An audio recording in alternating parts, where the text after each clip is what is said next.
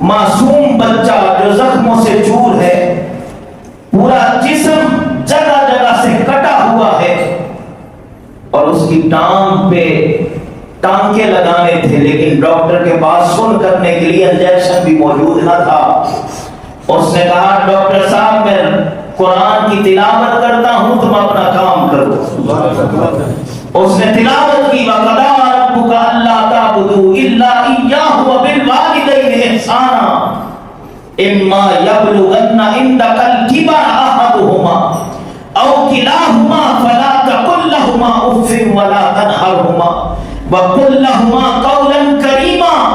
حاضرین محترم، یہ مثال ہم حضرت علی کے بارے میں تو سنتے تھے کہ جن کی ٹانگ میں تیر پیوست ہو گیا تھا، نکالتے تھے تو درد ہوتی تھی، لیکن حضرت علی فرماتے میں نماز پڑھتا ہوں تم تیر نکال لینا۔